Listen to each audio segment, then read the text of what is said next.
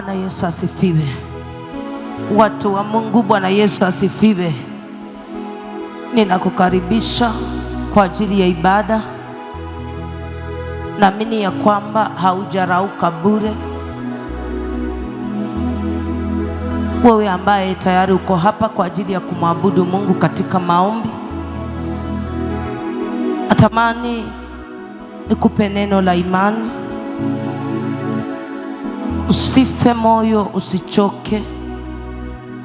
Yesu yupo. Bwana Yesu asifiwe. Kwa hivyo ninakusihi kwa rehema zake Mungu, tamani iwe ibada ambayo haijawahi fanyika katika maisha yako. Ichukulie mzigo, itie maanani, kwa sababu ni wiki nzima imekamilika leo kwa ajili ya family and dedication service, ibada ya familia kwa ajili ya kuweka wafu chochote kile ulicho nacho. Inaweza nikakwambia ya kwamba tuondoe mazoea kwa ajili ya kwamba na mtu atafika ibada anasema ya kwamba na mimi sina haja na maombi. Ninaweza nikakwambia gharama Kristo aliyoenda na akashinda, aligharamika sana kwa ajili ya kumtafuta baba yake. Katika maombi, katika kufunga na katika kumtolea, alijitoa tu, mwili wake ulikuwa dhabihu. Kwa hivyo ninakusihi usije ukapoteza wakati katika nyumba hii. Wakishuhudia, ni dhahiri ya kwamba mahali hapa sio bure, kuna agano limewekwa. Naomba wote watumishi wa Mungu sote hapa, anayepanga mtu peke yake abaki huko, hizi sehemu za huko. Ni masaa ya kuomba. Naongea na watumishi wa Mungu, tutoke huko tupite saidi hii. Anayeelekeza watu peke yake. Kwa hivyo ni masaa ya maombi. Ninakusihi, na niko hapa huenda ni kwa ajili ya dakika 40 peke yake. Manake mchungaji anatamani kufundisha watu na kuzoesha watu kurauka kanisani, sawia na vile ambavyo tukiamuka tunaelekea kwa biashara mapema, shuleni mapema. Kwa Mungu iwe zaidi, maana yeye ndiye baba yetu aliyetumba kwa mfano wake, na vyote mbingu na dunia ni kwa ajili yake. So kama ni heshima kwake, iwe ni zaidi. Bwana Yesu asifiwe. Ninakusihi, huenda nilisali moja peke yake katika maombi. Omba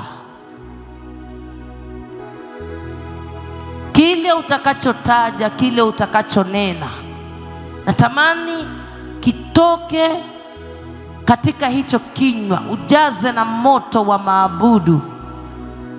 Unajua kazi ulio nayo, wengine tumeangalia maisha tulio nayo ni bure. Naweza nikakuongelesha kwa dakika kidogo sana. Tangia kuzaliwa wengine hatujaona baraka, lakini ukumbuke wataalamu wako ni yule aliye na roho akajua ya kwamba na haya sio maisha yangu, akachukulia mzigo kazi ya Mungu. Ninakusihi, wacha maombi haya yafungue familia yako, yafungue watoto wako.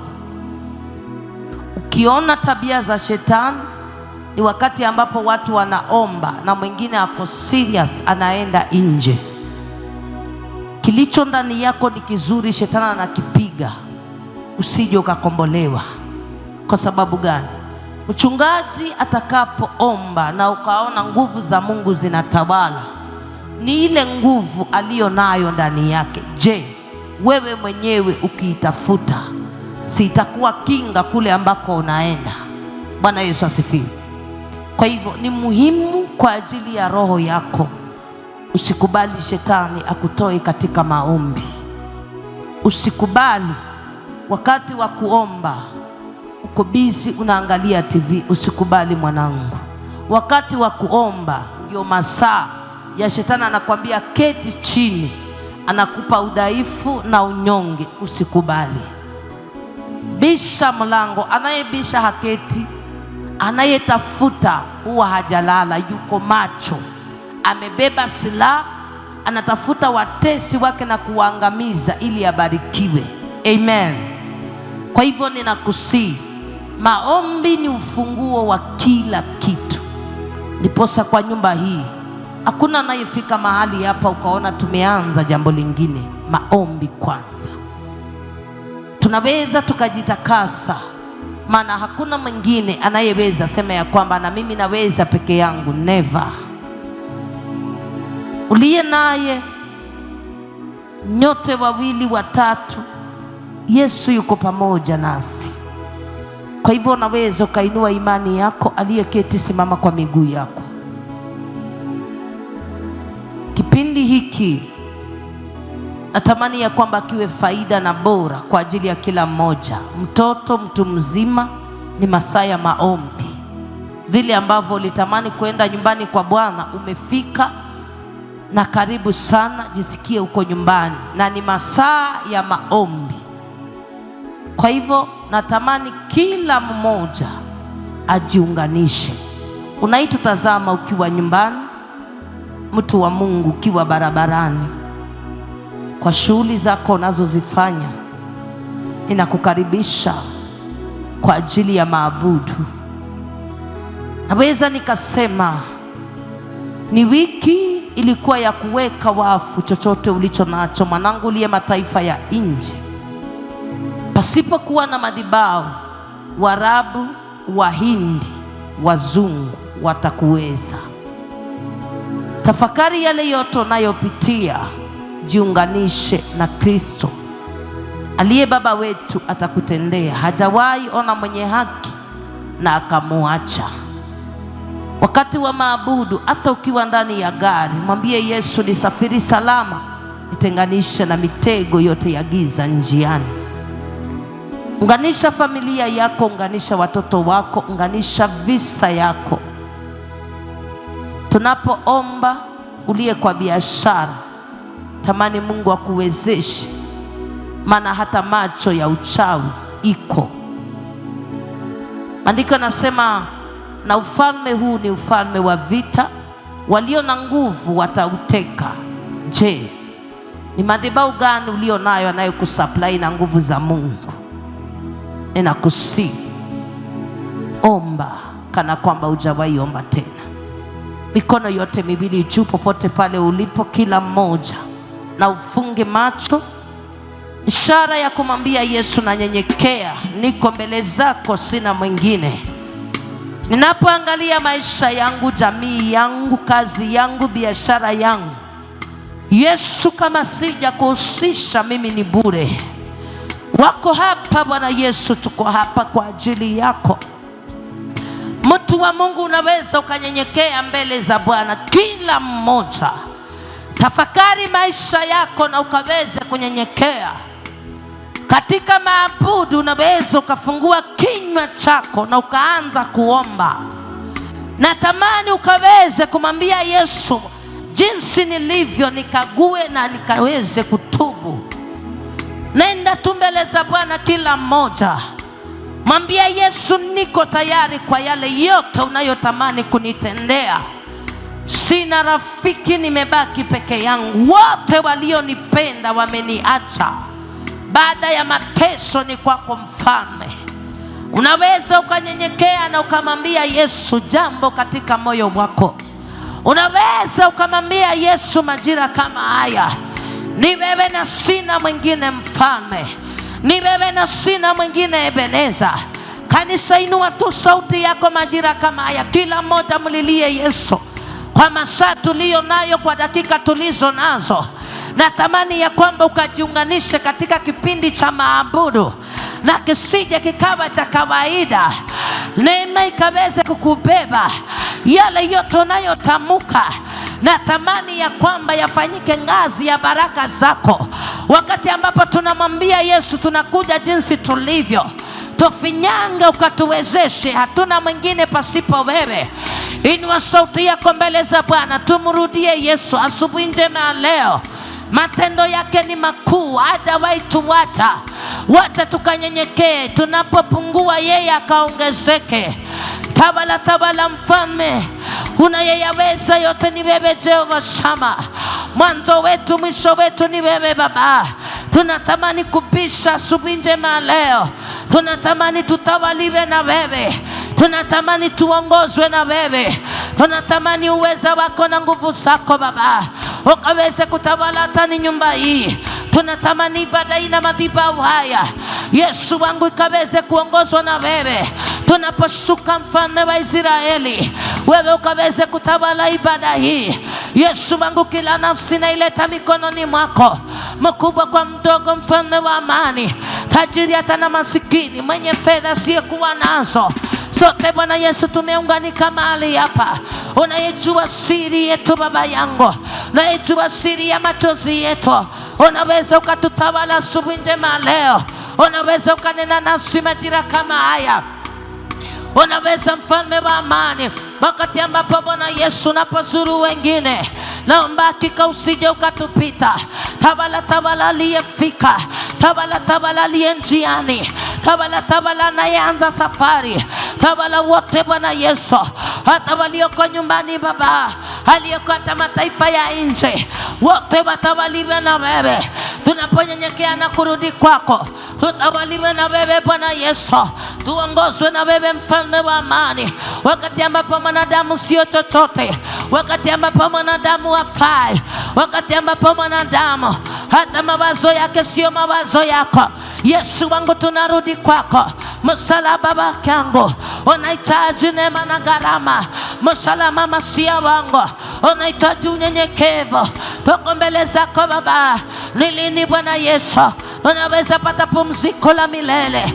Ni lini mfalme wa amani unaweza sema ya kwamba nikubarikiwa? Yesu wangu tunarudi jinsi tulivyo, hatuna ujuzi Baba. Maisha yetu yabadilishwe na wewe. Wakati ambapo tunabisha, asema ombeni lolote nami nitawapa, tafuteni chochote. Yesu wangu tuko hapa. Unaweza, unaweza, unaweza Baba yangu. Tawala wateule wako, ukiachilia hata ni nguvu tele, ukaturehemu mwana wa Daudi. Maisha yetu Bwana Yesu ni wewe usiyebadilika. Tunatamani kukurudia sabia na jinsi tulivyo Baba. Tunatamani Bwana Yesu utakatifu ndani yetu, ukamilifu ndani yetu.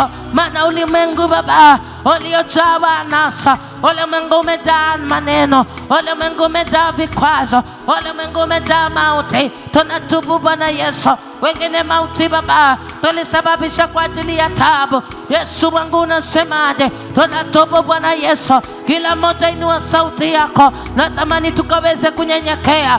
Tubu kwa kila jambo majira kama haya. Wacha Yesu atawale maisha yako. Nenda tumbeleza Bwana, nyenyekea. Ibada isije kawa ya kawaida.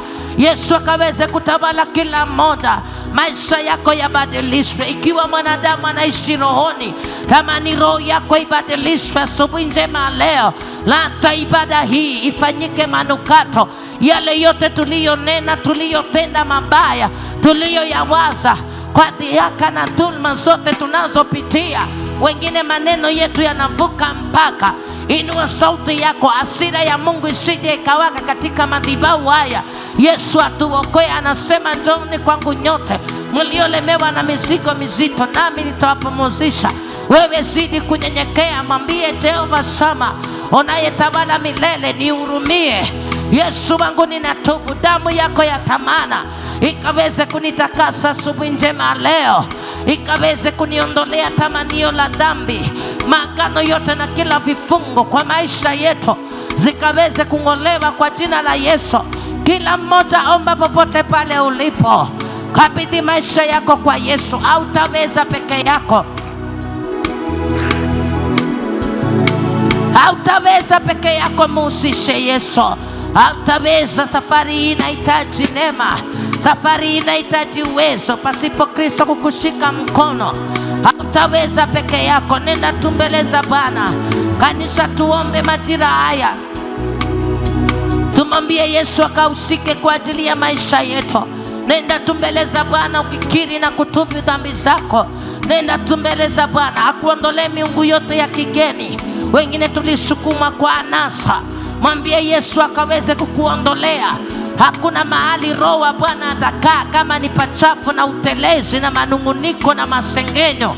Inua sauti yako mbele za Bwana. Wengine tumedhiaki msalaba, leo hii akatuondolee yote. Wengine tamaa za mwili zilitutoa madhabahuni, kiri dhambi zako. Wengine viburi zimetufanya tuweze tukamtumikia Mungu. Yesu akaweze kutuondolea, Roho wake akaweze kutamalaki mahali hapa. Kule aliko kutoa ni mbali, usikubali kuteleza na kurudi nyuma. Akubebe jinsi upendavyo, hata wale maisha yako. Wengine walikuvamia kiwango walichoona nyota ya kufanikiwa, ukavunjika moyo. Testi uliopewa na Kristo haukuweza kuishinda. Inua sauti yako, mwambie Baba kwaweze kunisamehe. Leo ninafunuliwa akili na fahamu zangu. Leo ninakaa kama yule mtoto mpotevu, nimerudi nyumbani kwa Baba. Ni wafanyikazi wangapi wanaokula na kusaza? Yesu kaweze kunipokea. Nenda tu mbele za Bwana kila mmoja, litie jina la Bwana ukikiri na kutubu dhambi zako. Wengine kazi tulizo nazo ni kwa ajili ya hongo. Baba katuondolee dedication service, atupe kazi za haki kwa jina la Yesu Kristo. Inua sauti yako mbele za Bwana, mlilie Yesu. Wengine tulijihusisha kwa miungu ya kigeni, madhabahu ya waganga na wachawi yanatutawala. Tobo majira haya haukujua kuna ye Mungu anayeweza, ikabidi ya kwamba usike kwa miungu ya kigeni. Na Mungu wetu ni mwenye wivu, aliye na nguvu zote. Muinue majira haya. Inua sauti yako kila mmoja, mwambie Yesu, niko hapa. Jinsi nilivyo natamani nikuone. Nimerudi kwako Bwana Yesu, sitamani nipotee. Wanadamu hatanifaa kitu, marafiki hawatanifaa chochote. Mume wangu anaweza kaniacha. Ninatubu Baba. Huenda niko na afya yangu ikanipoteza. Yesu wangu, natamani nikuabudu, uliye mfalme wa kweli Baba. Yesu wangu, tawala maisha yangu na yaleta kwako. Zungumza nami Bwana Yesu, natamani unichonge Baba. Tutengeneze asubuhi njema leo. Kila mmoja inua sauti yako. Majira ya Baba katawale kinywa chako.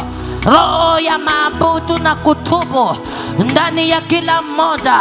Mitego yote na siri iliyoinuliwa kinyume na maisha yako yaporomoshwe leo. Itumrudie Kristo, kanisa likaweze kuokoka tena.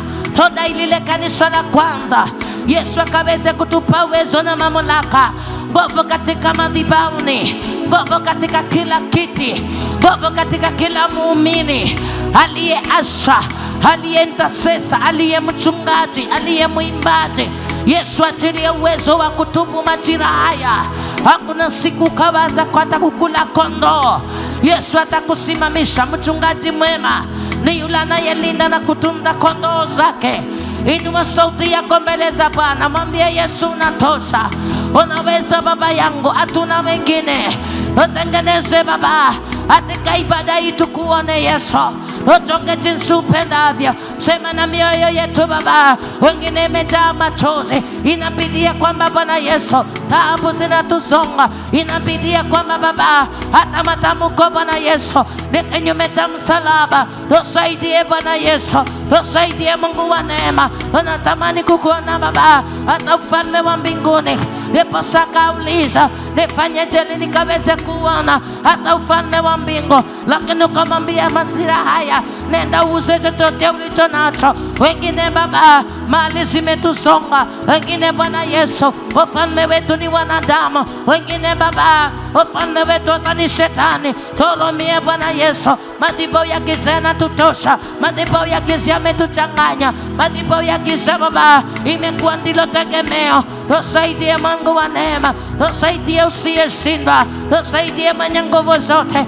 Unaweza ukatawala watu wako, wamechoka Baba, Baba, hurumia Bwana Yesu, hurumia Mungu wa neema. Hatutaweza pasipo wewe. Wengine mfalme wa amani, kule tunakoelekea hakuna siku Baba tumeona hata ni mema. Hakuna siku Bwana Yesu tumeona mema Baba. Yesu wangu unasemaje? Unasemaje Baba? Uishie milele. Ongoze Bwana Yesu wakati ambapo wanakiri, wakati ambapo Bwana Yesu tunakiri dhambi na makosa, tunatubu Baba. Uliye mwema ni wewe. Tupokee tena Yesu, utunge jinsi upendavyo. Damu yako ya thamani, aseme ya kwa maana hii ndiyo damu yangu ya kuondoa agano. Tuondolee kila mishale, tuondolee kila matatizo, tuondolee Bwana Yesu na hata ibada hii.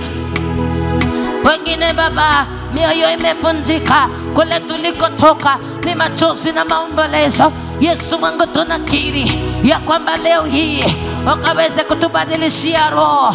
Kanisa, nenda tu mbele za Bwana. Majira kama haya, tubu yale yote yaliyokufanya mbali na Mungu. Natamani majaribu uliyo nayo ya kupeleke karibu na Mungu. Majira kama haya, hayo matatizo uliyo nayo ya kufanya unalia, lakini roho inapata tiba asubuhi njema leo.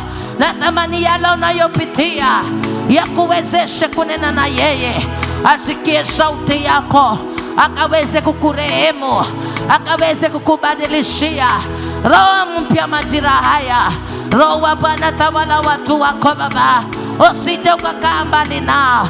Inua sauti yako mteule, mlilie Yesu, mwambie sina rafiki, sina mwingine.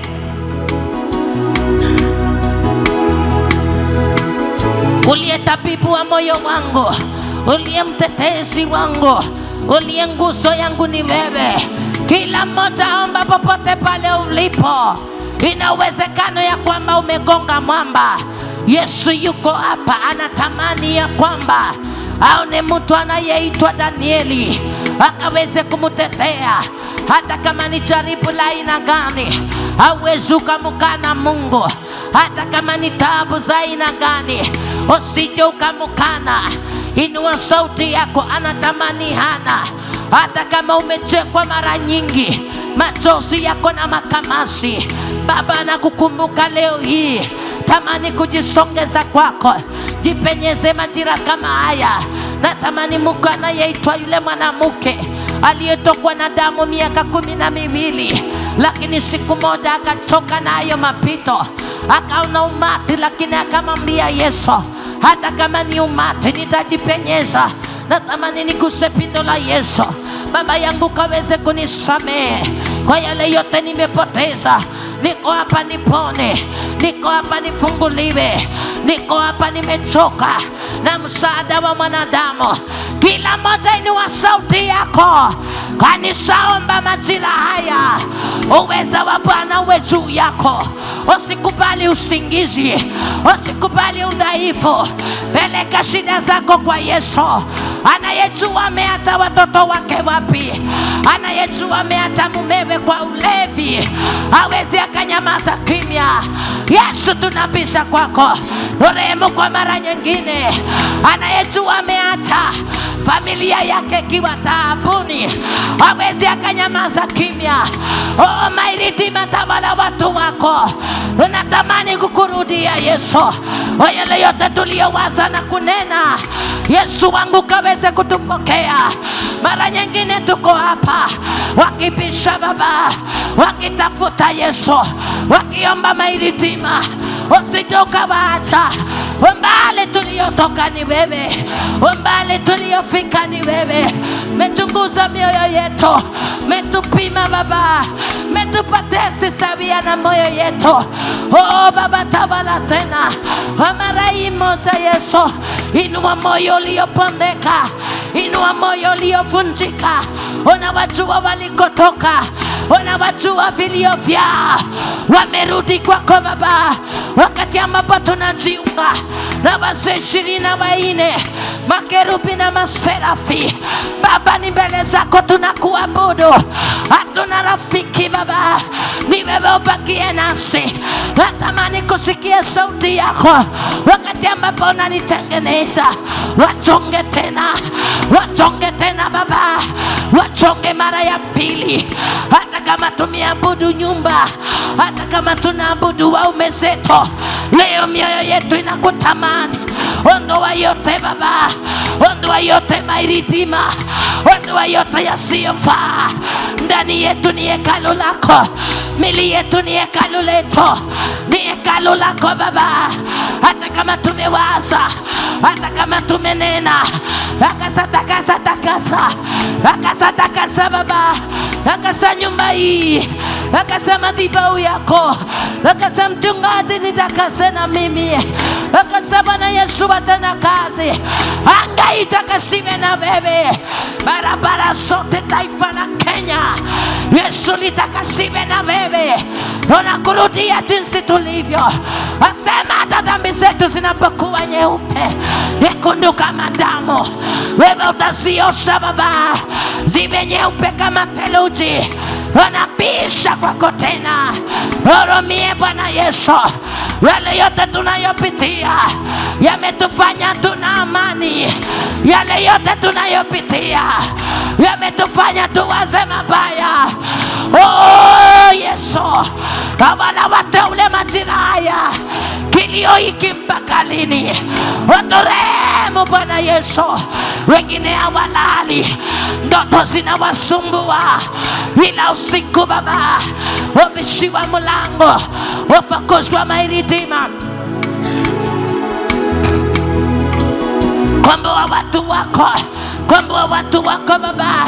Walikuja kwa ajili Yesu ukaweze kutupa roho.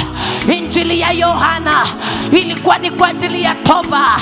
Yesu wangu, tulitubu na hata leo tunatubu. Tunahitaji injili yako Baba ya kupewa roho na kufanikiwa Yesu. Wengine tangia kuzaliwa hawajaona mema. Ni wapi waliwafunga? Ni wapi Bwana Yesu? Natamani leo hii misimu mapango hata Bwana Yesu iteme nyota za watu. Natamani leo hii milima iliyowameza kwa maabudu Baba, weka roho ndani ya moto. Kila mmoja mlilie Yesu. Iko uweza ndani ya maabudu. Naishia kwamba anga za watu zinafunguliwa, mizigo mizito inashushwa, roho chafu zinapigwa, madhabahu yaliyokufunga miaka inang'olewa kwa jina la Yesu. Ni nani aliyekatalia nyota yako? Ina uwezekano wa kutubu Baba, kusamehe yeyote aliyekufunga majira kama haya. Prayer is the key. Maombi ni ufunguo. Yafungue kila chochote kilichofungwa ndani yako. Prayer is the key. Tuombe majira haya. Maombi, maombi, maombi. Yesu achilie roho ya msamaha, akujaze tena, akuinue tena. Nenda tu mbele za Bwana uliyefika. Majira kama haya, no entertainment. Majira kama haya, seriousness in prayer, seriousness in prayer. Ukifahamu unayopitia, seriousness in prayer, ya kwamba familia leo zikombolewe, ya kwamba kazi leo zipatikane, ya kwamba talaka iliyokufunga miaka mingi iondolewe kwa jina la Yesu. Ni jina la Bwana peke yake linaloweza kukuweka huru. Ingia katika maabudu, power and authority ya kuvunja kila ngome, ya kuvunja kila taabu, ya kuvunja kila maagano, ya kuvunja kila madhabahu yaliyoinuliwa kwenu. Mtateseka mpaka lini? Macho ya kiroho yafunguliwe ndani yako, angalau uone baraka zako.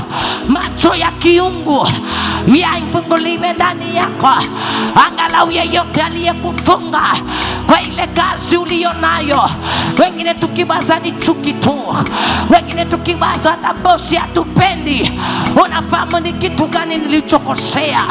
Nilienda nikiwa na diploma yangu na certificate, haikampendeza akaniajiri kazi. Ni kitu gani kilichofanyika? Hayo maneno wanayokupangia kutoa kwa ofisi. Prayer is the master key. Leo hii bila kinywa kinene, bila kinywa kinene, kwa jina la Yesu Kristo, nyumba ijawe na moto wa maabudu. Kila mitego na kila siri ing'olewe kwa jina la Yesu. Inua sauti yako mbele za Bwana. Wa mama, wa baba, wazee, mabinti, vijana, inua sauti yako. Majira kama haya anatamani moyo ulio tayari kwa ajili ya kumwabudu. Akasema anapenda Daudi kwa ajili ya unyenyekevu wake. Nenda tu mbele za Bwana, mwite Yesu. Majira haya ana uwezo wa kukutendea. Kanisa, tuombe. Fungua kinywa chako, mwelelie Yesu mpaka kule nyuma. Uliye kwa kitanda, uliyejeruhiwa, iwe ni magonjwa, yang'olewe ndani yako. Bora kinywa kinaweza nena. Abudu Baba, hata kama mkono huwezi inuliwa, hata kama huwezi ukasimama, kinywa kikinena, yatosha, yatosha. Mapito uliyopitia yatosha, yatosha. Maumivu uliyo nayo yatosha, yatosha. Kila moja inua sauti yako, nenda mbele za Bwana. Abudu Yesu, ana uwezo. Machozi uliyo nayo, aliyeketi simama kwa miguu yako. Ukikumbuka mapito, hawezi ukatazama TV. Ni kitu gani kimekufanya urauke alafu baadaye ukae kwa kiti? Ni kitu gani kimekufanya ya kwamba umeacha vyote nyumbani? Bisha huo mlango kwa staili yoyote, kwa lugha yako. Bisha na kutafuta ila roho iliyokutesa miaka mingi. Ni majira ya ukombozi. Inua hicho kinywa, vijazwe na uwezo, vijazwe na moto wa maabudu. Hautaomba wewe, Roho wa Bwana akutetee. Ukijua ya kwamba wewe sio mlemavu, ukijua ya kwamba wewe sio kiwete, hata kama ni mara ya kwanza, moto wa maabudu ndani ya hizo vinywa. Majira haya, funga macho kila mmoja, ondoa roho ya entertainment kwa maombi. Majira haya, kila kinywa kimtukuze Kristo. Kumbuka mapito na machozi unayopitia. Hautaangalia jirani, yale yote unayopitia hawezi ukatazama mwingine. Omba masaa haya, ibada ya leo iwe ni yako. Yatosha, yatosha, yatosha wa ule mzigo wa masengenyo. Yatosha, yatosha, yatosha wa muda uliotafuta kazi. Leo maisha yako yaweke wafu katikati ya maabudu. Maisha yako na watoto wako waweke wafu kwa Bwana, waweke wafu madhabahuni. Wa maombi yawezekana. Hawala Baba, hawala Yesu. Haya, ukiwa umetutakasa, umetuondolea mitego ya giza, umeondoa maumivu ya mioyo yetu, ondolee Bwana Yesu. Watoto wetu wametangatanga wakati ambapo tumekukujia. Yesu, tuondolee mizigo waliopepeshwa na shetani. Tuondolee mairitima. Peke yako wayaweza, peke yako Bwana Yesu unalo suluhisho ya kweli. Peke yako Baba, hakuna mwingine anayeweza kututoa kwako. Sema na watu wako, vilio vyao vifike kwako. Nena nao Bwana Yesu. Wengine wamechoka na sauti za mwanadamu, wategemea aliye na kazi nyumbani, maneno kila wakati. Hata tukiomba Baba, tunaambiwa tunaambiwa ni lini tutabarikiwa. Yesu wasikie, wasikie Baba, sikia mahitaji ya wateule wako. Uliweka madhabahu haya kwa ajili ya kuwakomboa, kwa ajili ya kuwapa kazi, kwa ajili ya kuwapa afya zao. Wengine imejulikana ya kwamba roho walizokuwa nazo ni roho za kufanikiwa. Makondo yaliwapiga, wachawi waliwaweza, majini Baba yanawasumbua kwa nyumba zao. Lakini leo hii wasema njoni kwangu nyote mliolemewa na mizigo mizito, nami nitawapumzisha. Wamefika Baba, nenda na watu wako. Wengine ni vipawa zimekufa Yesu, fufua. Wengine ni huduma wanahitaji kujazwa tena. Nyota ya maabudu iwatawale Baba, maana ni kwa maombi peke yake tunayoweza kunena na wewe. Ni kwa maombi Baba tunayoweza kukutawala Yesu, tunayoweza kukusikia. Sema nao Bwana Yesu. Yule mama analilia Baba, maisha ya watoto wake ni bangi. Yule mzee analilia mke aliyemwacha na watoto. Yesu wangu anzie wapi? Ni wewe uliye na jibu letu. Umekuona ukitenda, wajaze Baba matirayo kiwapangusa machozi. Roho wa Bwana tawala, hangaika taksiwe na wewe. Ondoa kila pigo kwa anga zao, ondoa kila mitego kwa anga zao. Wakufahamu zaidi, waongeze nguvu zako katika maabudu unayeniwezesha. Hata nikichoka Baba, hata nikidhoofika, wabebe Yesu, wabebe majira haya. Uliyenipa uwezo wa kukufuata wewe, watembelee Yesu majira kama haya. Wewe haukai mbinguni. Sema nasi, wasema wawili watatu wajapokutana katikati yao Baba, uko pamoja nasi. Waongoze Bwana Yesu majira kama haya. Anointing Baba iwatawale Yesu. Unahitaji neema na kibali ulichopeana kwa Daudi hata alipokuwa jangwani. Rama Baba, washughulikie watu wako, washughulikie watu wako. Machozi Baba imetosha, mairidima unarauliwa kwa familia. Imetosha Baba ya kwamba kuna mahali wanakoenda. Ni Mungu tunayemwabudu, ni Mungu wa aina gani? Uliyejaa uwezo ni wewe. Wakumbuke watu wako, wakumbuke Masaya, wakumbuke usije ukawacha. Abiana vile ulivyonena na wanafunzi wako, waambia hata lisani moja hamuwezi mkaniabudu, basi mkeshe na kuomba, msije mkajaribiwa. Uko hapa Baba, majaribu ni mengi, lakini wewe uko imara. Unapobisha kwako unatusaidia Baba. Wengine hata kufungiwa kwa ajili ya kukuabudu, wakabisha kwako Yesu. Ona mioyo yao, waonekanie Yesu. Pembea roho majira kama haya. Kuna watu wamechoka na safari ya wokovu, lakini Yesu yuko tayari kwa ajili ya kukuinua, kwa ajili ya kukuwezesha, kwa ajili ya kukupa nguvu. Sabia na vile alivyowaambia wana wa Israeli, yale mnayoyaona hamtayaona tena, yale mnayoyaona hamtayaona tena. Inua sauti yako mbele za Bwana. Hata ikiwa wewe umebaki utumwa, leo hiyo roho inapigwa. Ulifanyia kazi wanadamu, akupe nyota yako leo katika maabudu, katika maabudu. Viwango vya neema, viwango vya kibali zinashushwa ndani ya watu. Hautaomba wanadamu tena. Inua sauti yako, inua sauti yako.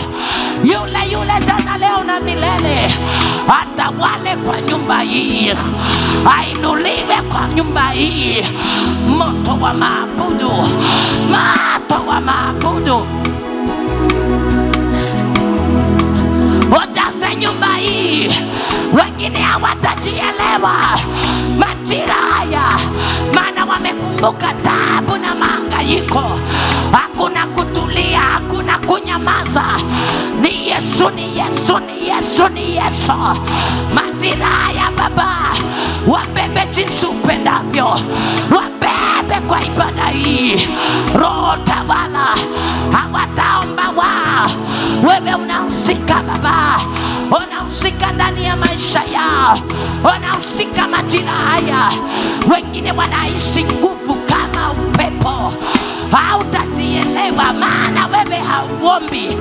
Aliye ndani yako ataomba, maana umekumbuka kule ulikotoka.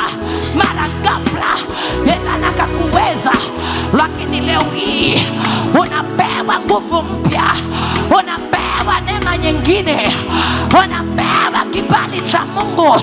Inua ya sauti mbele za Bwana, ujazwe tena kwa ibada hii, ujazwe na anointing ambayo si ya kawaida. Aombe ndani yako, aombe ndani yako.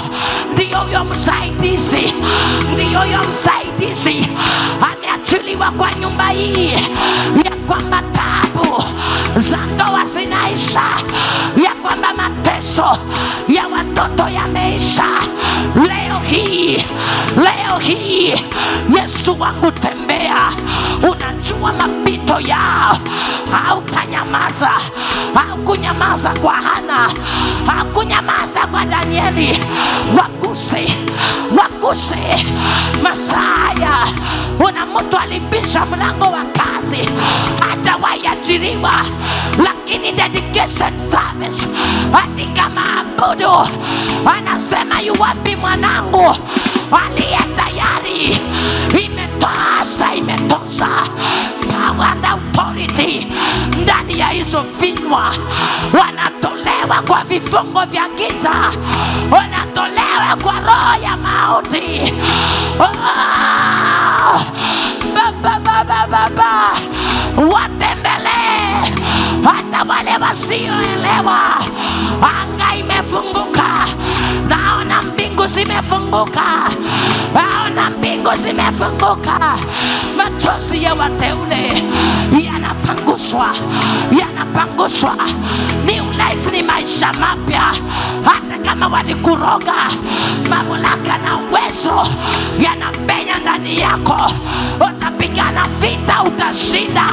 Hata kama wanasema hautaoleka, roho ya talaka inapigwa ndani yako. Tembea, tembea, tembea, tembea, tembea, tembea. Uncontrollable service. Upepo wa maombi unavuma ndani yako, ndani yako. Kuna watu wanatengenezwa, watakuwa mashini za nyumba yao, watakuwa mashini ambayo haiwezi ikang'olewa. Propela na injini ya kweli. Maombi, maombi, maombi, na kila uvimbe unang'olewa. Aliyesema hautazaa, maombi yako yanatoanisha fibros ndani ya tumbo. Majira haya, majira haya neema ibebe watu. Majira haya kibali cha maombi, kibali cha maombi inatafuta watu, inatafuta watu. Hakuna udhaifu na unyonge, hakutwae jinsi ulivyo, hakubebe jinsi ulivyo. Wa Bwana amejawa tayari. Uweza wa Roho uko juu ya madhabahu haya. Aliye tayari, aliye tayari. Kibali tu, kibali tu. Anointing ndani ya watu. Hakuna kutulia, hakuna kunyamaza, hakuna kuangalia jirani. Yesu anakutwaa na nguvu zake. Majira haya Yesu watoe kwa vifungo, watoe Baba waliodharauliwa, watoe, watoe, watoe matajiri na masikini. Yesu watoe, watoe, watoe. Wape roho, wape roho ya kukupenda. Hata wale ambao wamezoea kuzika, yani wakisikia kelele mauti ni kwao. Power and authority, and authority. Kwa hizo vinywa, ukinena mauti yanapigwa, ukinena madhabahu yao na vikao walivyoweka, wewe ukinena wote wanasambaratika. Inua hiyo sauti mbele za Bwana. Omba majira haya, omba majira haya, masaa ya kuinuliwa na Yesu. Na kila kifungo inakatika, na kila kifungo inang'olewa, na kila kifungo na jaribu linang'olewa ndani yako. Inua sauti mbele za Bwana. Majira haya Yesu awatoe kwa hizo shida. Nimebeba ilitima utakayebakia kuma Mungu wetu. Maisha ya Baba ni lini Bwana Yesu? Maisha ya Baba watwae, watwae, watwae, watwae, watwae, watwae. Raisi sauti. Wana watu wamechoka maisha ya umasikini na madeni. Yesu ananambia madeni imeisha, umasikini umeisha. Roho ya madhabahu haya inakubeba, inakukumbuka. Ndiyo hiyo, ndiyo hiyo roho ya kusonga. Ndiyo hiyo, ndiyo hiyo, ndiyo hiyo. Baba, baba, baba, baba, watawaliwe na wewe, waongozwe na wewe, hata kama wamefika mwisho.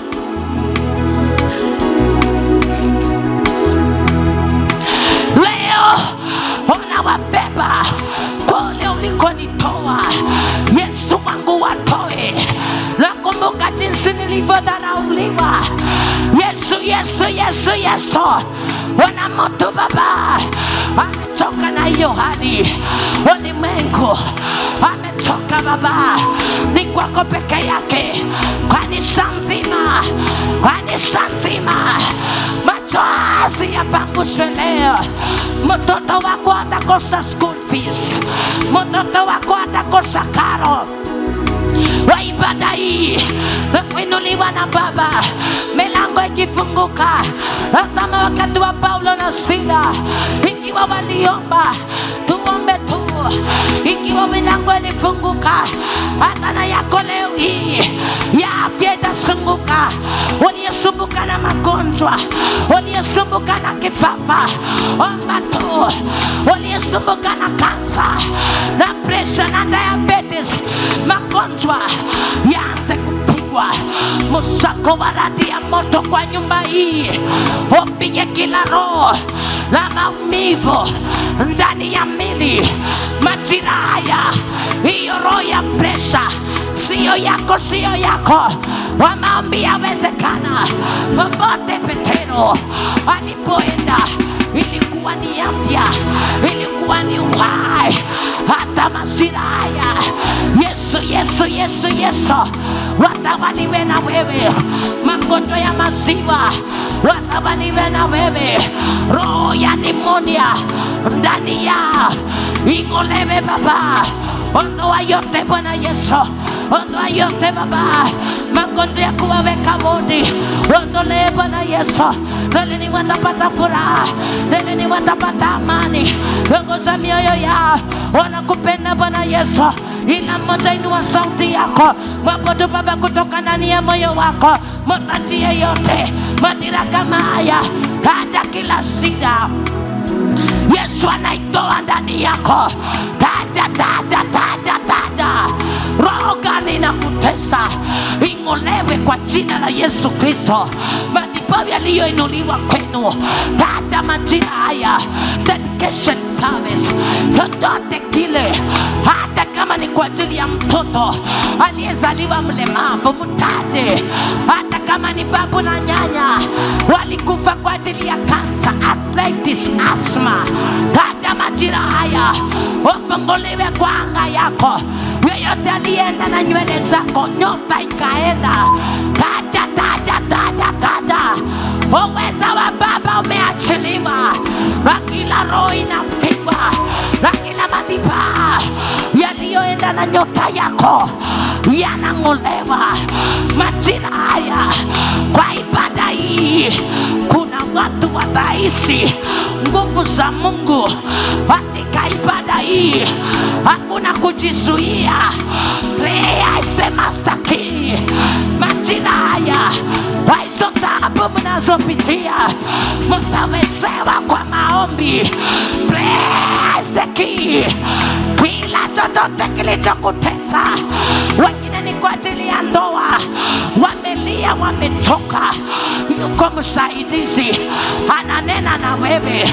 Yeyote anayejipiga kifua kwa ajili ya bwanako, majira yamefika, majira yamefika. Nyota ya ndoa irudishwe tena, iachiliwe kwa maisha yako. Majira kama haya, wabebe baba, wabebe wote Yesu. Imetosha kwa ajili ya vita, wengine kupigana usiku. Maroho Bwana Yesu, kwa ajili ya kwamba baba kilichofanyika ni ndoto, watangulie Yesu, wa kila mitego, wa kila dhoruba, wa kila kisulisuli, wa kila mawimbi, kwa ajili ya ndoa zao kupona, kwa ajili Bwana Yesu. Wametoka baba, mioyo yao imeugua kitambo, mioyo yao Bwana Yesu ukaweze kuichunguza. Ibebe Yesu wangu, inua sauti yako, mwabudu Yesu pasipo kuchoka. Omba popote pale ulipo, la kila shida unayoitaja Baba kaweze kuitatua, la kila dhoruba uliyopitishwa leo ikaweze kuisha. Kila mmoja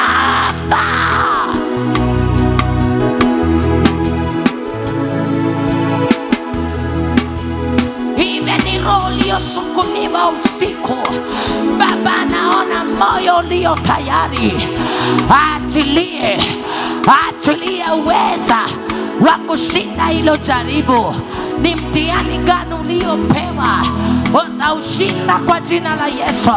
Vumilia katika hizo taabu za mume kuingia usiku, za jirani kukudhuru na kukudhihaki. Naomba ya kwamba leo hii upewe mamlaka kusambaratisha. Anasema nimewapa uweza na mamlaka ya kuvunja vichwa vya nge na nyoka. Katika maabudu yale yote unayotaja, uwezo wa jina la Baba akaweze kuachilia. Hata kama ni ulevi, leo hii kiu ya pombe ikaweke kwa jina la Yesu. Kupitia madhabahu haya nimemwona akitenda, nimemwona akihudumia walio wake, nimemwona akirejesha ndoa, nimemwona akipeana kazi. Hata leo hii hawana familia Baba waliosika wapate furaha, hawana familia Yesu walio wavutaji wa bangi wanakurudia mairidima, waliorogwa Baba wape uwezo na mamlaka. Hawana Bwana Yesu dokumenti walizo nazo, pesa iliyo nayo Baba wapate uwezo mairidima, nyota zikaregeshwe tena. Wajini wanayowatesa Yesu wangu kaweze kuondoa. Ni wewe Yesu wangu, ila jeraha Baba usiku kupelekwa makaburini. Ni wewe Yesu wangu, hema na watu wako ukawatawale Baba, ukiongezeka Bwana Yesu ile sana kila dakika. Nasemaje juu ya wakati ambapo kila anga ni wewe unayejua, ondoa kila falme zote za giza, miungu ya kigeni Baba ya kwamba watu wako hawawezi kupata amani, ukiwaondolea Baba maroho yanayojigeuza fisi, maroho yanayojigeuza mbwa kwa ajili ya kutesa na kudhihaki hata ni maisha yao. Yesu wangu kawaondolee. Ni wewe jina la pembeni, msaada wetu mwamba imara. Yesu wangu wanakuabudu, usiwache Baba, usiwapite Bwana Yesu, maana kule wanakuelekea wanatamani ya kwamba Baba injili uliyotuahidia ya maziwa Bwana Yesu usije tukaikosa. Utenge mbali Bwana Yesu na chochote kile Baba hata ni roho za kurudi nyuma.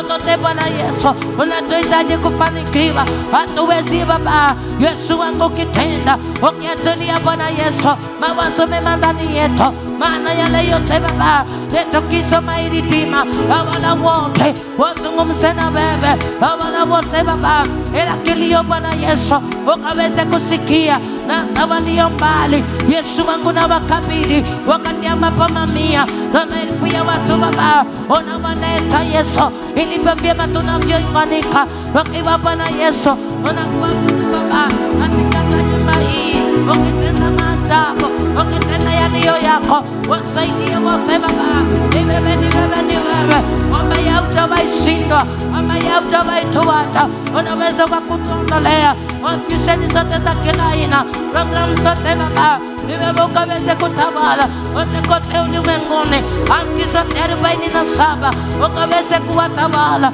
Yesu wangu, na kabidhi mikononi mwako Baba. Hata ni wote Yesu walioko nyumbani wanjia Bwana Yesu, wanaowaza kujiandaa Yesu wangu, tunawadai wakubwa kwa wadogo, wote matajiri masikini Baba, nawadai kwa nyumba hii kwa ajili ya kuweka wafu vitu walivyo navyo, iwe ni nyumba zao, iwe ni watoto wao, na wadai kwa ibada hii. Yeyote uliyefika, nenda tumbeleza Bwana, mwabudu Yesu kwa ajili ya wengine, tuwadai kwa ibada hii. Neema inayotubeba kila wakati, kama ni ya kwamba ibebe wengine, roho ya kufanikiwa kiafya, kihuduma, kikazi, kibiashara, tamani ya kwamba wengine wakaweze kufanikiwa, tuwadai kwa ibada hii. Watakao safiri kwa magari, kwa ndege, SGR, iwe ni tuktuku, iwe ni Nissan, Baba achilie ulinzi kwa hizo barabara. Lenda tumbeleza Bwana, umepewa mamlaka na uwezo. Taja chochote kibaya king'olewe kwa jina la Yesu, mazuri yatendeke juu yao. Tudai mamia na maelfu ya watu katika ibada ya leo, Yesu akaweze kupiana roho kwa ajili ya kila mmoja. Mtu wa Mungu, omba, natamani ya kwamba ufanyike mlima wa maombi. Ukiomba, kila mmoja na neema uliyopewa anafunguliwa kwa ajili yako, tukitarajia ya kwamba tutaangalia na kutegemea mwanadamu ni bure. Nenda tumbeleza Bwana, beba shida za wengi, Yesu akubebe shida zako. Unyonge wote na udhaifu usiruhusu, uchoka kote usiruhusu. Inua sauti yako, dai watu kwa ibada hii watolewe kule waliko, wazuri wabaya. Anasema atakuja kwa ajili ya wazuri. Inua sauti yako, taja hata jirani yako, muombe majira haya, mutesi wako muombe. Wadai wote watolewe kule waliko, anga zitakaswe, barabara zote, iwe ni magari tuyadai, stage zote zijawe watu, iwe ni Kisumu Airport International, wote zote zikishukisha watu, wanaangalia barabara ya Kisii. Yesu wangu atawale watu wake, watolewe kule waliko, wakikuja kwa majina yao, sehemu zote za kaunti ya Kisii, Nyamira, Homa Bay, yote watolewe. Wakiingia mahali hapa, baraka za Bwana ziwe juu yao. Nenda mbele za Bwana, dai watu, beba mzigo juu ya watoto wako.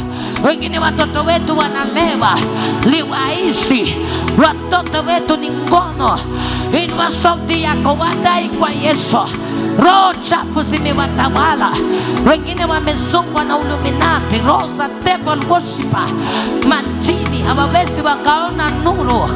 Inua sauti yako, mwambie Baba, tunawadai mahali hapa waliofungwa na magonjwa wakiwa nyumbani, ikiwa ni ibada ya kuweka wafu kila kitu, hata yule aliyewekwa, aliyelala nyumbani, afya yake tunaiweka wafu, apone na afunguliwe. Aliye mlevi, roho ya ulevi ikamatwe na afunguliwe, akashirikie roho ya kulewa. Majira kama haya, beba mzigo. Mtoto wako aliye mgonjwa, muombee majira haya, mukabidhi kwa Yesu. Mabinti na vijana, majira ni wiki hata ya kurudi shuleni, tunapoanzia kesho, wakabidhi wanafunzi wote, tuwadai kila mmoja roho yake ipatanishwe na madhabahu haya. Inua sauti yako, ombea watu majira haya na ibada hii isije kawa ya kawaida. Kile Yesu alichopanga Baba kaweze kudhihirika kwa ibada ya leo. Maajabu yake yafanyike. Waliokosa tumaini na imani wakikanyaga mahali hapa, tayari nguvu zake zinatawala. Aliyekosa tumaini, Baba nampa tumaini ya afya tena. Watakaolazwa kwa vitanda, tamuka baraka na uhai kwa ajili yao. Kila mmoja omba majira haya. Iwe ni mama yako amelazwa ICU ward emergency, Baba kaweze kuwatoa roho za kuchanganyikiwa akili. Wengine wanaishi kwa street, roho ambazo zimekamata watoto wako hawataitwa chokoraa kwa jina la Yesu. Akiwa yeye ni baba wa mayatima, mume wa wajane, aone roho yako majira haya. Yote yale unayolilia Baba kujibu leo. Kila mmoja inua sauti yako, omba popote pale ulipo. Kanisa tuombe kwa ajili ya watu, wazee, watenda kazi, intercessors. Hakuna usingizi majira haya. Inua silaha yako, beba shida za wengi, watolewe ICU. Bwana Yesu, ni wewe, ni wewe uliye mwimbaji. Inua kiwango cha maombi, huduma yako haitakwama. Ombea wengine waliona vipawa na wamekwama kwa ulimwengu, wakicheza disco matanga. Toa daimani hapa kwa ajili ya dedication service, watolewe kule waliko. Maandiko yanasema hata Solomoni alidedicate hakika kanisa. Nehemia akadedicate okota wa kanisa, ana kampeleka Samueli madhabahuni. Ni kwako Bwana Yesu, onekania watu wako Baba. Unatamani wakuje waweke wafu maisha yao na biashara zao. Unatamani wakuje Baba, watolewe kule waliko. Sehemu zote za rongo Yesu, sondu yote usiache, owalo yote Baba, waite kwa majina ya Yesu. Mungu sitamani watu wako kurudi nyuma, imani zao Bwana Yesu. Rongo yote ukitawala, uwezo wako na nguvu zako ni kwako Bwana Yesu.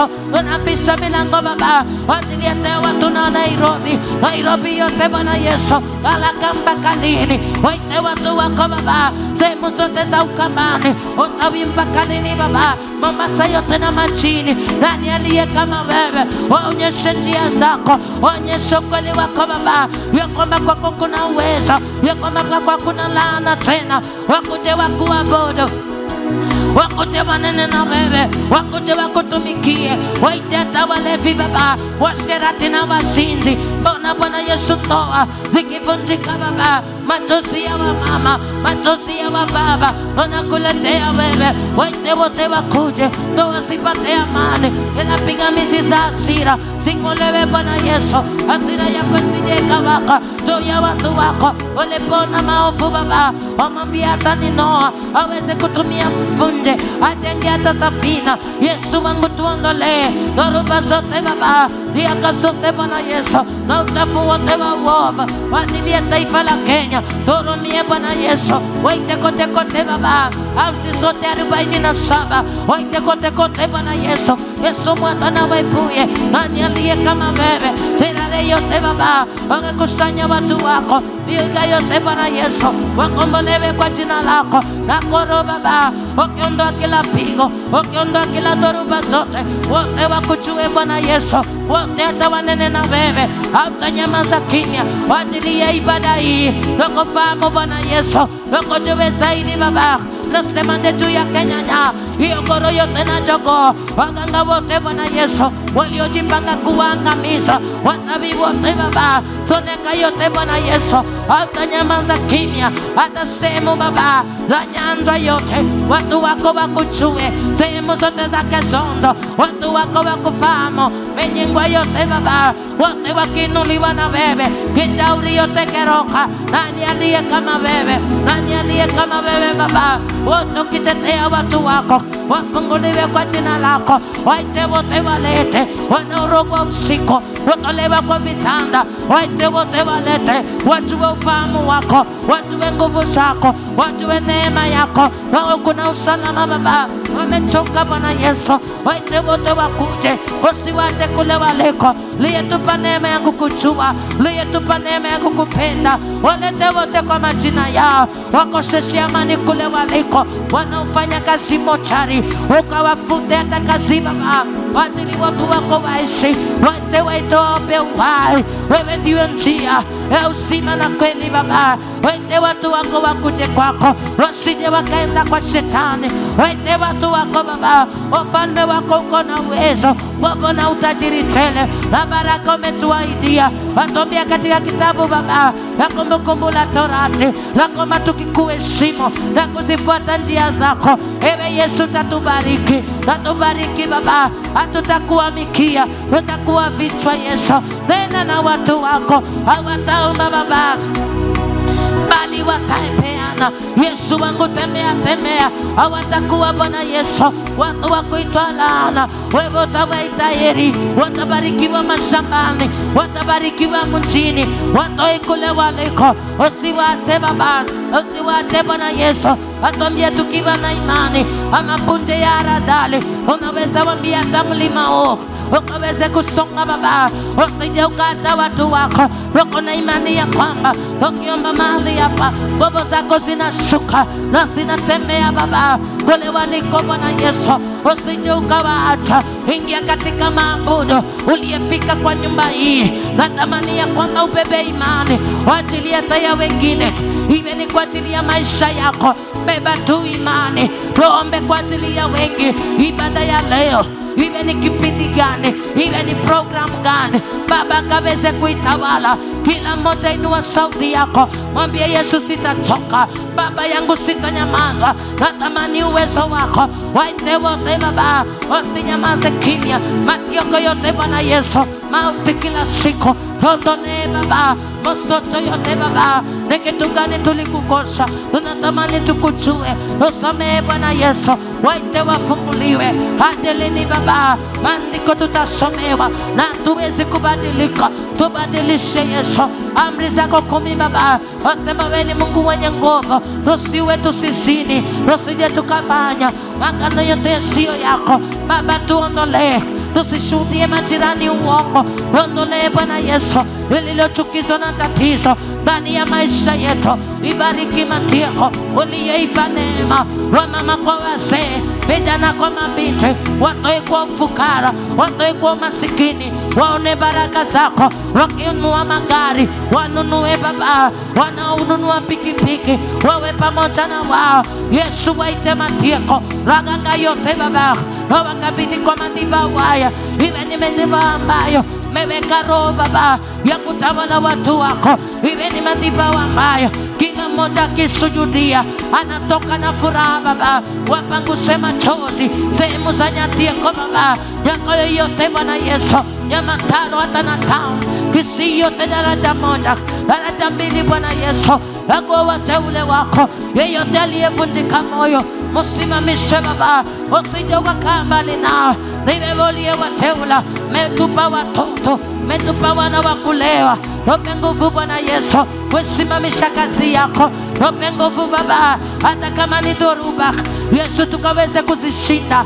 Aliye ndani yako hajachelewa Baba. Waite wote wakuje wakusujudu Bwana Yesu. Aliye hata ni pila Yesu, mjalie uwezo, mpe neema Bwana Yesu. Anisaili ni wewe uliyechagua, madhabahu ya ni wewe uliyeweka. Aweka agano Baba, aingia ndani ya mtumishi wako, utuhudumia Yesu.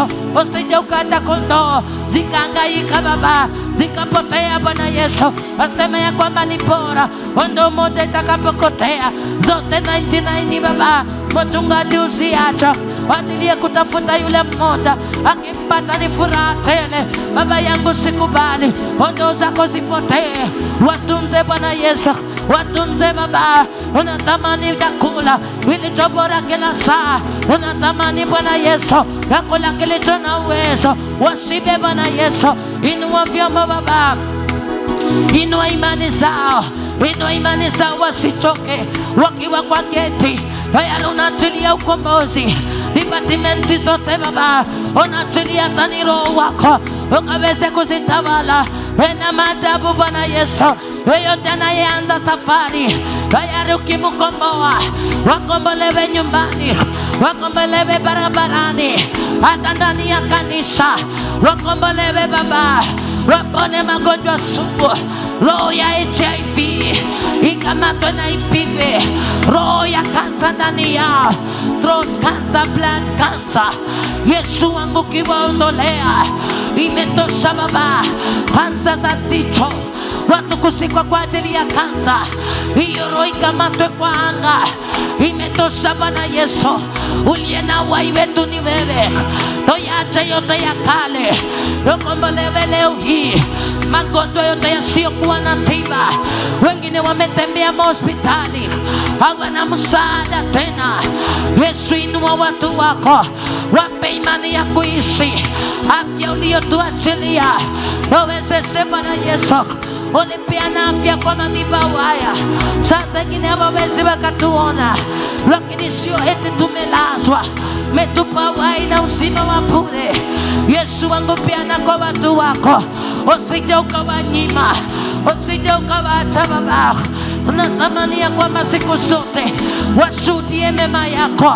Unaweza Baba yangu, waite mamia na maelfu kwa majina yao Baba, hata wale walioandikwa kwa vitabu vya waganga na wachawi, ya kwamba wanangojea siku ni wewe unayepeana uhai.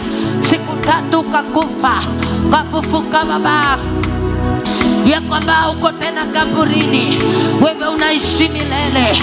Wapulishie pumzi za uhai katika ibada ina madhabahu haya. Ukumbuke Bwana Yesu, wote wafanikishwe na wewe, wote wainuliwe na wewe. Hakuna hata mmoja atatoka hapa atakayejuta Baba, hakuna hata mmoja atatoka na maumivu ya tumbo. Yeyote anayeumwa na tumbo apone Baba, yeyote anayeumwa na kichwa na tabiri afya kwa maisha yao Baba. Wengine hata ni vifua, kwa ibada ya leo wapone, wapone Baba.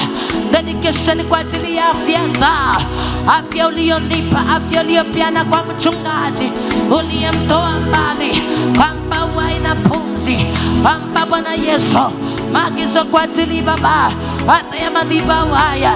Ni wewe anayekutegemea, wakuone Bwana Yesu, wakuone Mungu mwenye uweza, tena maajabu na ishara zako ndani hata ya nyumba hii. Ninasema unatawala Yesu, kwa ajili ya kila program kwa ajili ya neno, program kwa ajili ya ushauri. Ni wewe Yesu wangu, ukaweze kuinua hata wanyonge.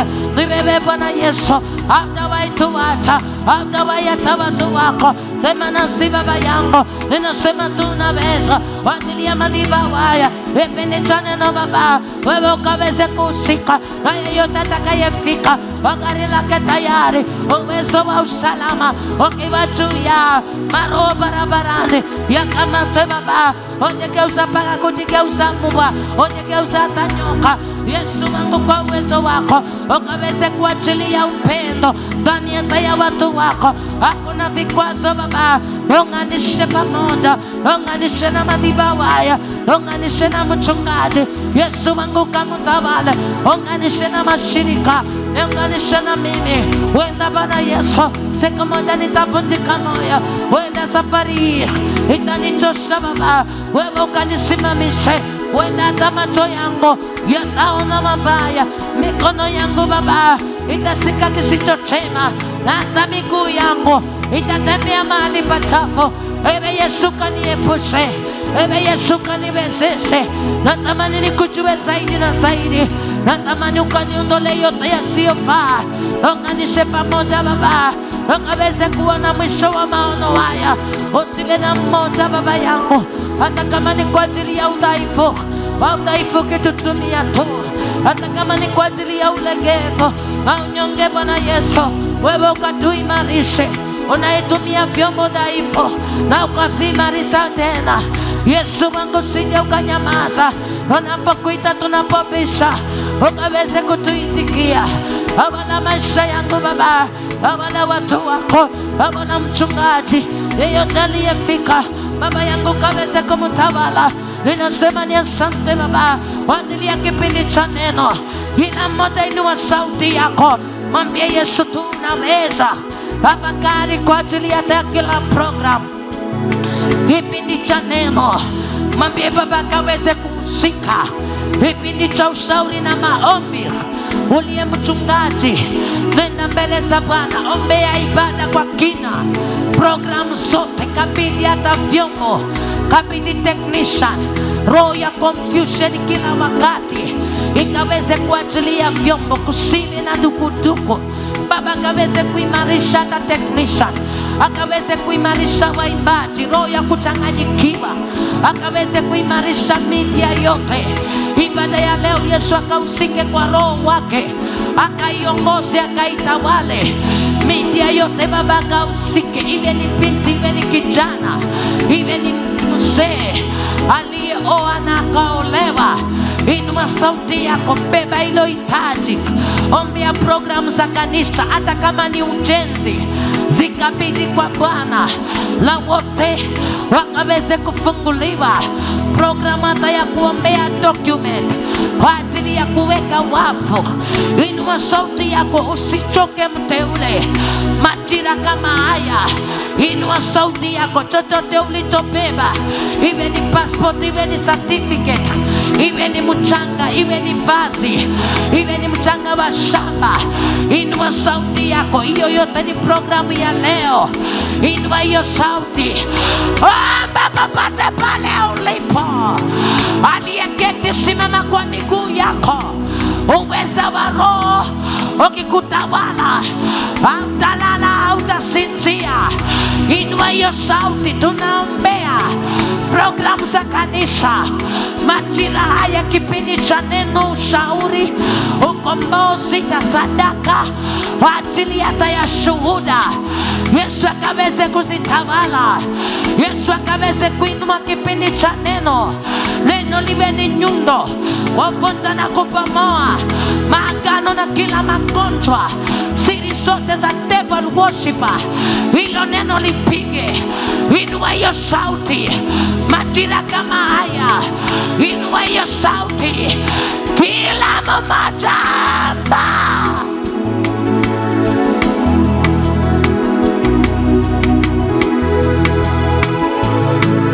Fanyika kisima kisichokauka. Wewe litie jina la Bwana. Maombi yako yafungue watu wa Mungu kwa ibada hii. Maombi yako inaweza ikapenya hata kwa ile document iliyobebwa. Maombi yako yanafanyika. Uweza wa mtu akitoka hapa anaelekea kazini direct. Inua sauti yako mbele za Bwana. Omba majira haya, tukabidhi program ya kanisa, vipindi vyote, ujenzi. Majira haya Yesu akahusike. Akihusika kwa nyumba hii, anahusika kwa programu zako. Wewe litie jina la Bwana. Milango ya ujenzi inapofunguliwa, hata za kwako zitafunguliwa. Tuombe pasipo kuchoka. Inua hiyo sauti mbele za Bwana. Kila mmoja funga macho, abudu Baba kutoka ndani ya moyo wako. Zama katika maabudu. Ni lini utaacha mazoea na roho yako angalau imumpendeze Mungu? Ni lini angalau Baba atasema na mimi nimepata chombo cha maabudu ambacho kikiomba familia yao iko na breadwinner. Majira kama haya, wacha hata madiboi kutegemea ya kwamba maombi yako inafungua program za kanisa. Wakati wa ushauri, kila pingamizi kwa ushauri ikamatwe mara moja. Siri zote zifunuliwe, mitego yote ikamatwe, maagano yote inayotatiza watu wakati wa ushauri kupingana na roho wa Bwana zikamatwe mara moja, zing'olewe mara moja. Nataka ushauri watu wamuone. Wakishauriwa upande wa ndoa, ndoa zinarudiana. Wakishauriwa upande wa kesi, msamaha unaachiliwa. Wakishauriwa upande wa biashara, ya kwamba ni tithe na sacrifice, watu wanafunguliwa macho ya kiroho na wanaanza safari ya dedication ya business. Majira haya, inua hiyo sauti, mwambie Baba, sitanyamaza wakati wa ushauri.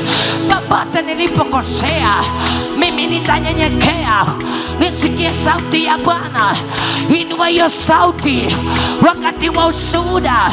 Kama ni baba, peane shuhuda. Omba, omba, omba, omba. Kila mmoja omba. Iwe ni kipindi cha ukombozi.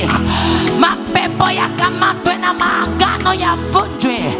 Madipo yaliyoinuliwa nyumbani, kwa biashara, kikazi, mataifa ya nje. Kipindi cha ukombozi, ila maagano ya sarende maisha ya watu, na nyota za watu zing'ae. Ingia katika maabudu, omba popote pale ulipo.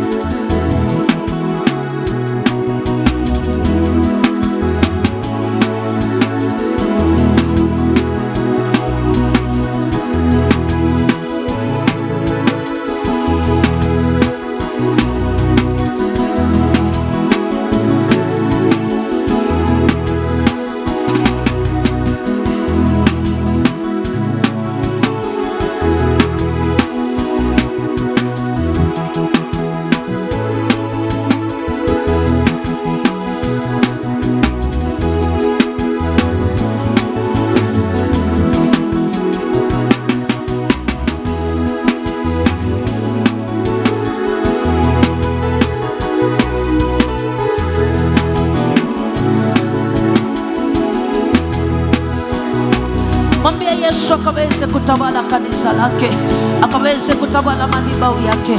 Kuna watu hawawezi lala, hawajachoka kwa ajili ya madhabahu. Yesu akaweze kuwaombea moyo safi kila sana, kila dakika wanapobeba mzigo wa Mungu. Baba akaweze kuwainulia imani zaidi.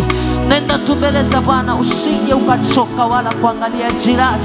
Tazama kule Mungu anakokupeleka ni madhabahu haya.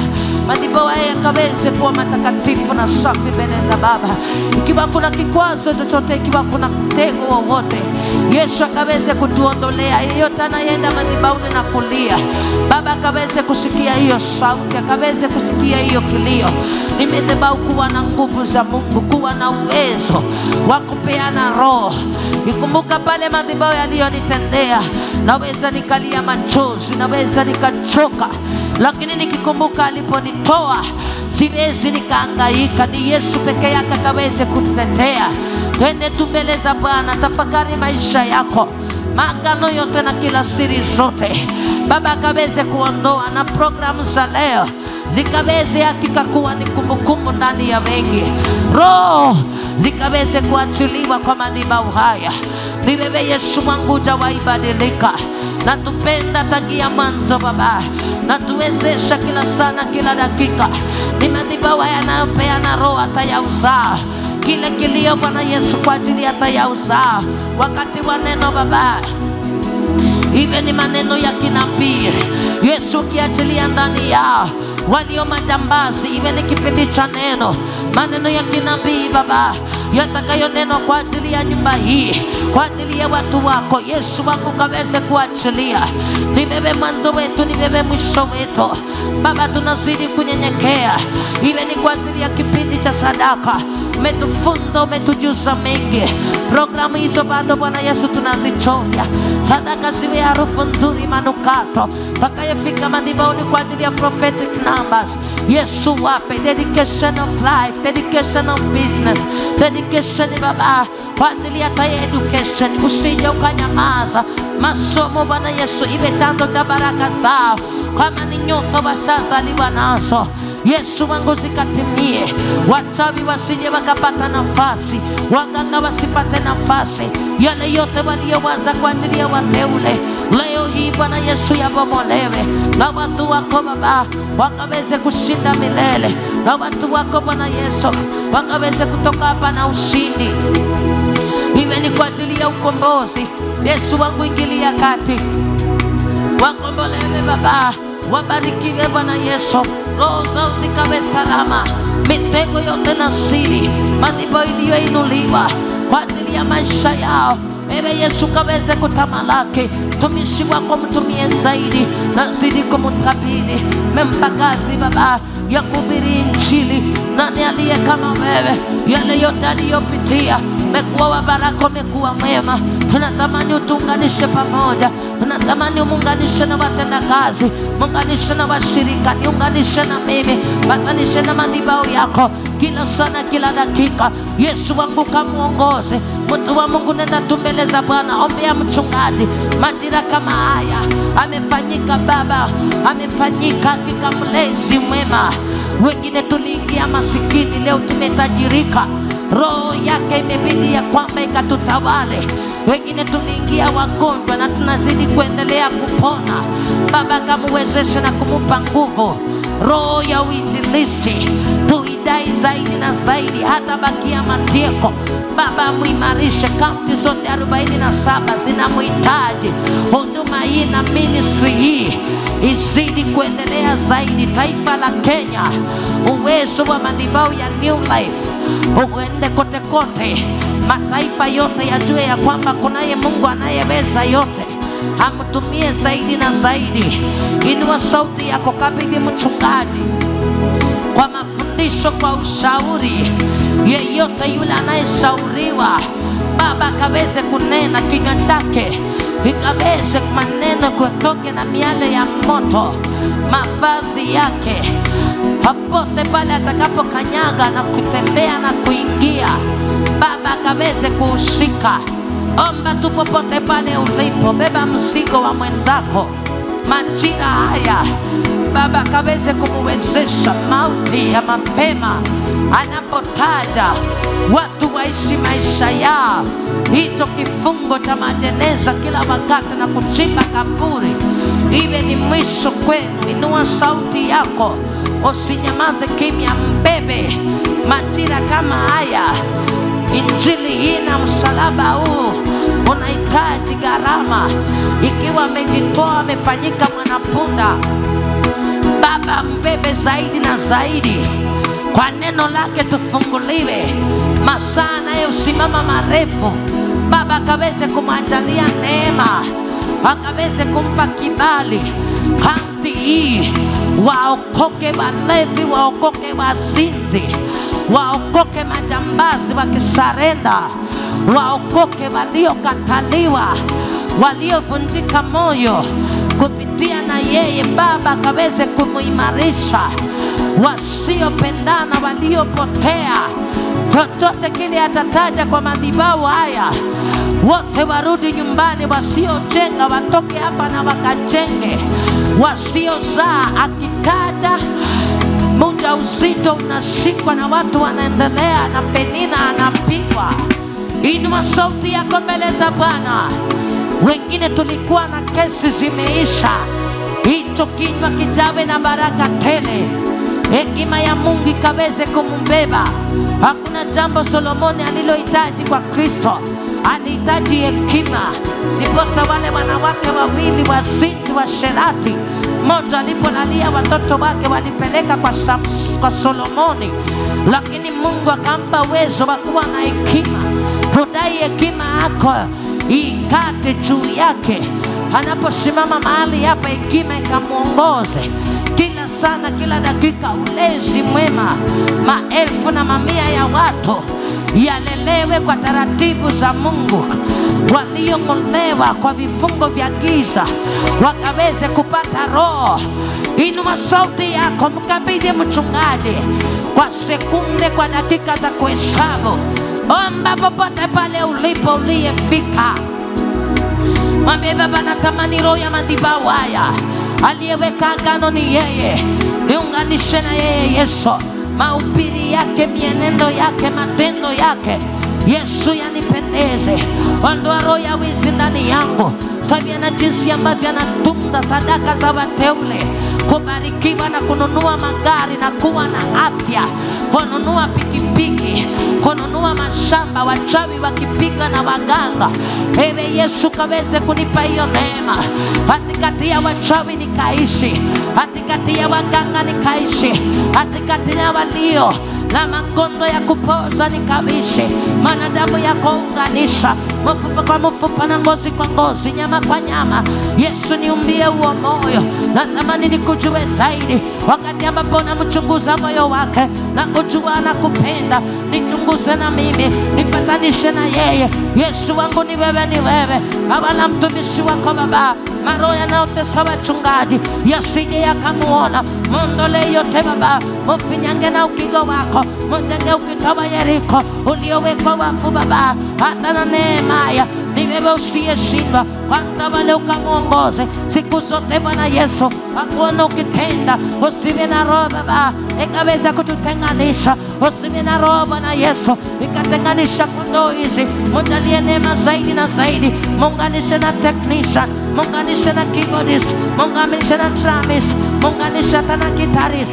Yesu wangu ni wana vyombo, roho zao Bwana Yesu zipatanishwe na roho yako. Munganishe na media wakati wote Baba, wateule wote Bwana Yesu, na sote Baba yangu madhabahu yetu jue. Natamani ya kwamba siku zote tusifanyike Gehazi, ya kwamba tunatembea na mtumishi wako. Gehazi alitembea na Elisha, hakuna kitu alipata Baba, ila ni ukoo wa Naamani, ila ni ukoma wa Naamani. Usiruhusu Bwana Yesu magonjwa kati yetu na agonjeki Baba. Usiruhusu pigo kati yetu na anapigo Bwana Yesu. Akiwa anasonga kiafya, tusonge kama kanisa. Akiwa anasonga kihuduma, tusonge kwa biashara, tusonge kwa kazi Baba. Yesu wangu tuajalie hiyo neema, yale yote anayonena yafanyike kumbukumbu. vifungo wa maisha yetu Baba, kila saa tukinyenyekea na kupokea Bwana Yesu, wakati ambapo hakika anatamani nyumba hii ifanyike manukato, imeremete Bwana Yesu, ndio zetake zifanya tenda zaidi Baba, kwa ujenzi tukuone, hakuna madeni, hakuna roho ya kurudi nyuma, confusion na stagnancy, ukiona muondolea tenda zaidi Baba.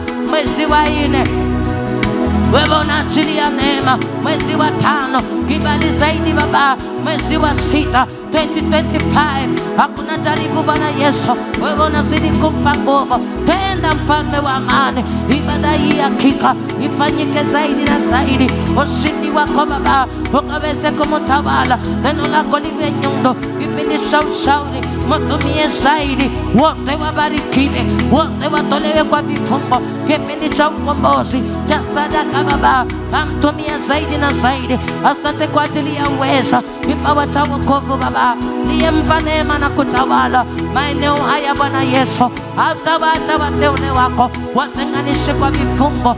Ninasema tu ni asante, tawala Bwana Yesu, maana hakika umemteua katikati ya wavuvi, wampa neema ya kuhubiri Injili. Asante kwa ajili ya wazazi wao, asante kwa ajili ya mzazi wa kiroho, naye mlea kila sana kila dakika, nazidi kumpigania na tabiri afya juu yao.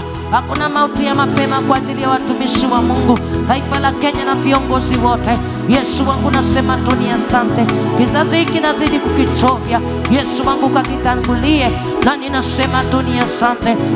Tawala na ukainuliwe Bwana Yesu. Asante kwa ajili ya wote waliofika, asante kwa ajili ya kipindi cha maabudu. Maombi yetu natamani ya kwamba yafanyike harufu nzuri, manukato mbele zako Baba, wakati ambapo hautaona ubaya wetu wa kila aina, wakati ambapo hautaona udhaifu wetu na unyonge, na ukasikiza kila hoja, ukasikiza Bwana Yesu kila taabu. Yesu wangu nasema tu ni asante. Aliye njiani anayejiandaa, wote na wachovya ndani ya damu yako. Asante maana tayari umehusika na utazidi kuendelea. Asante kwa ajili ya wote, asante kwa ajili ya watoto wiki ya kurudi shule, nazidi kuwakabidhi. Hakuna ujinga, hakuna kusahau. Yesu wangu tunazidi kuwaweka wafu hata leo, nyota nzuri katika masomo, sifa heshima Yesu wangu zikurudie.